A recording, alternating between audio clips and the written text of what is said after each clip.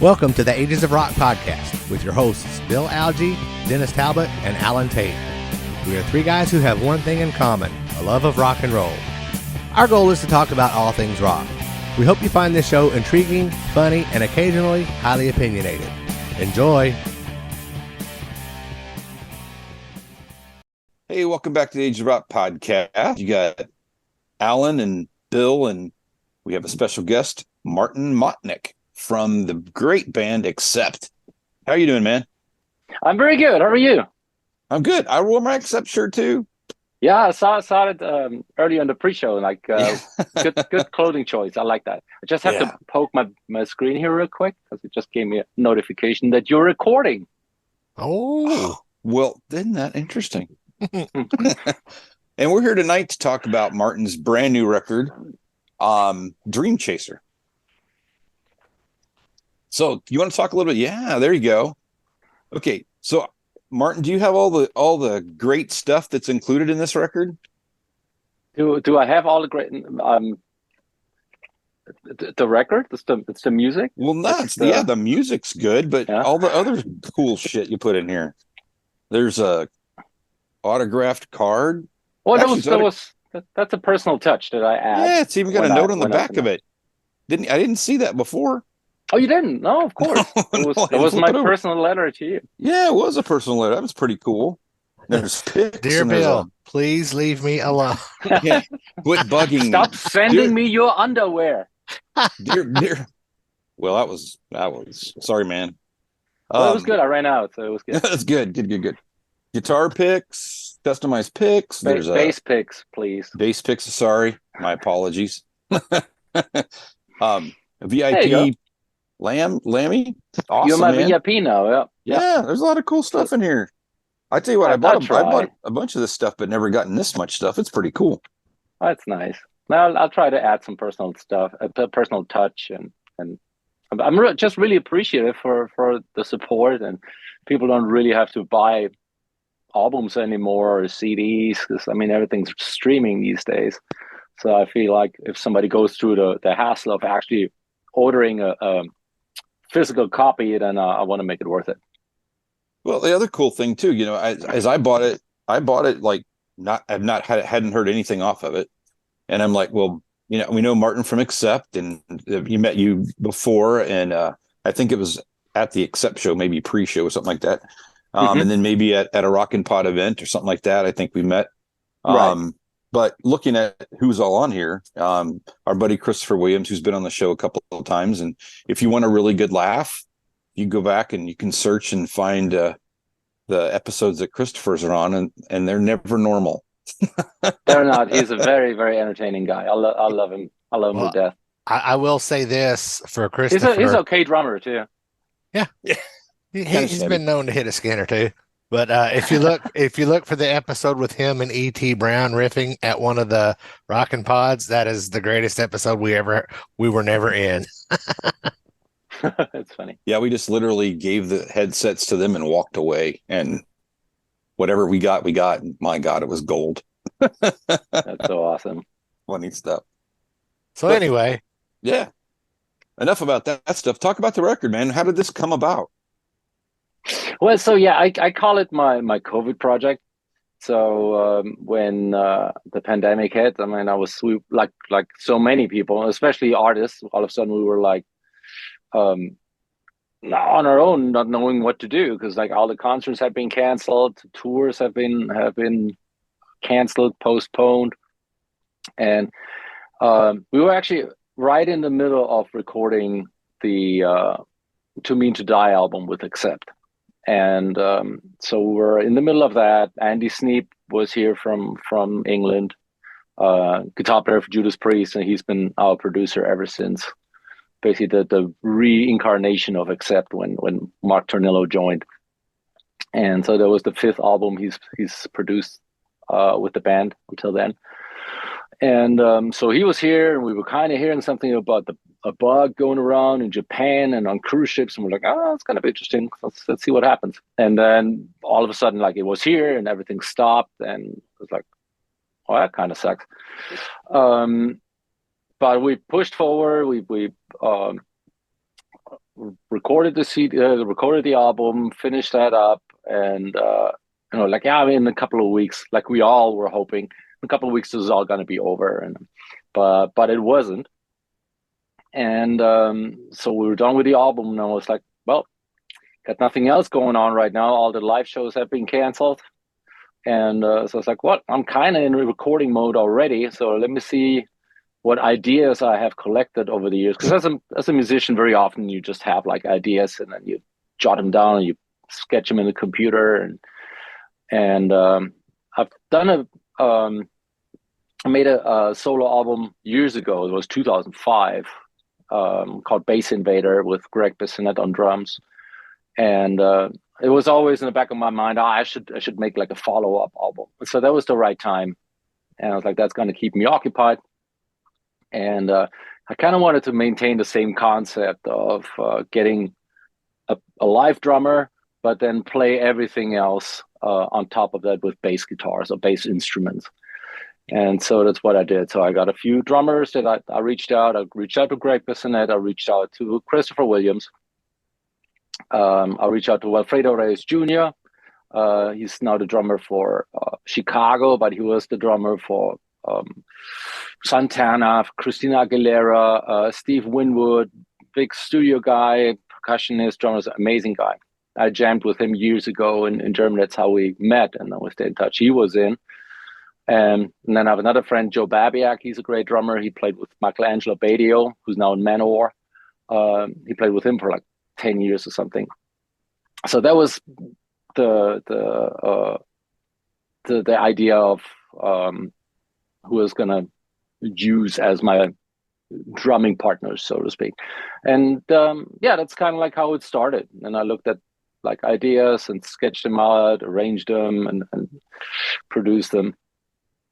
And that's how the concept started. So it's basically, it started in 2020 as one of the results of COVID. There's some really cool stuff that came out of there. A lot of people were able to, like you've done, do a lot of, get with people you haven't written with for a while or haven't been able to nail down because of tour schedules and different things and things like that. So that's pretty cool that you're able to get that time to get that accomplished. So it's a great record. I mean, really good stuff on there. Oh, thank you. I mean, it was it's kind of natural for a musician, for artists in general, to use art as an outlet for what's going on and what they're dealing with, and especially during COVID. That's why you saw so much, because otherwise you'd go crazy.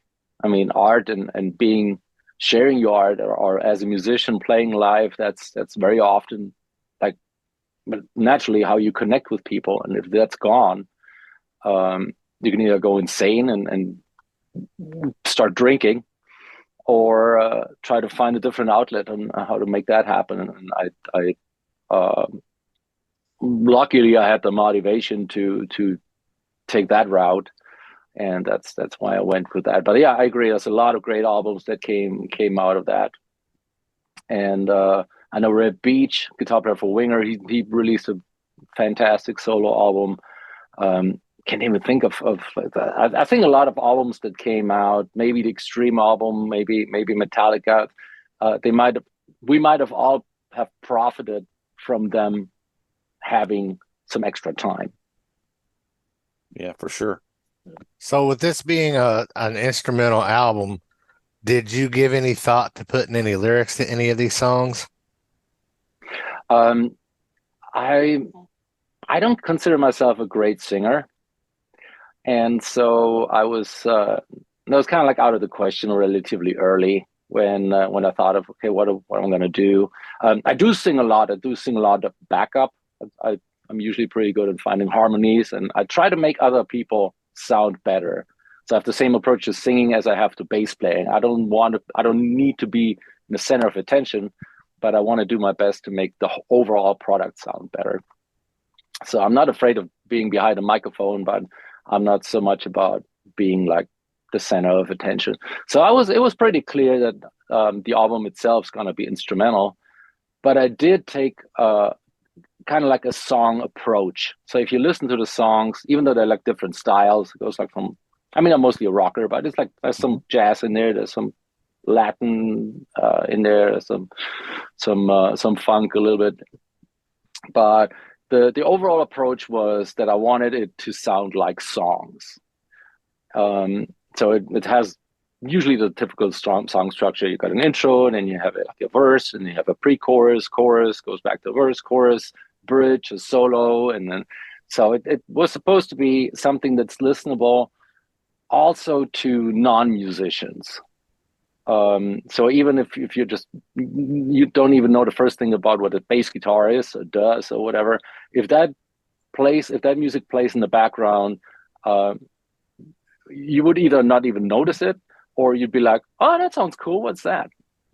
So it was my idea to be pleasing to the ear. So this is why I kind of like stick to the proven formula of like having the 3, 4, 5 minute songs in the conventional structure, but everything played on bass instruments, because I'm still kind of like trying to show people what you're capable of doing, even though it's like only a few thick strings, but you can get a lot of interesting sounds out of it.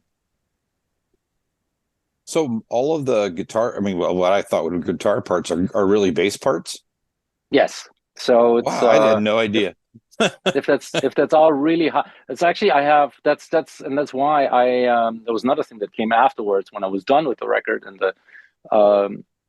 the pandemic was still going on. I was like, you know what I'll do? I will play each part. I will play the whole album, but I'll video each part of what I'm doing. So you can go on YouTube, and actually when you open the album, there's a QR code in there which you can scan, and then it gets you to that video.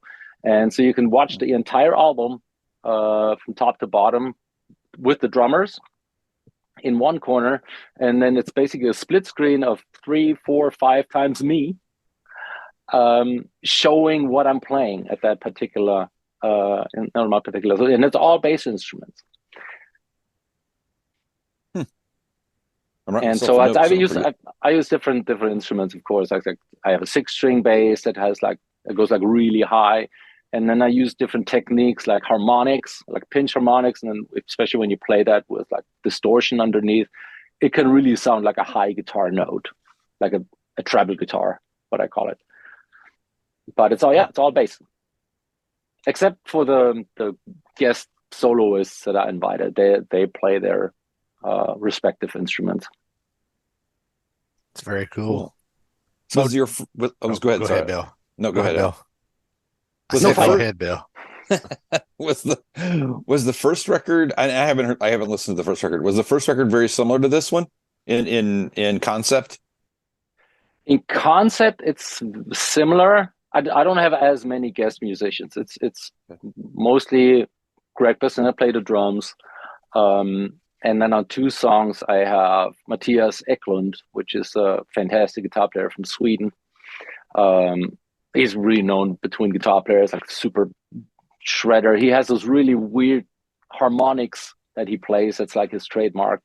It sounds like an effect pedal, but he really does it all with his fingers.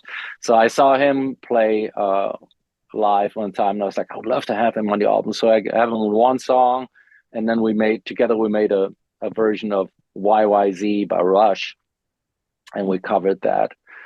So the first album, Bass Invader, I had a little bit of a different approach there. I wanted it to be more showy. I wanted to show off more. I'll admit that, because I wanted to get a little bit more attention as a bass player. I wanted to basically show people what I'm capable of doing. So I just threw everything in there, all my techniques. It starts super frantic, like super fast tapping, and then it's like fast, and it throws a lot at you. And I think I really tried to prove a point. I called it my Audible business card. And then the goal was to get a little bit more work as a studio musician, maybe.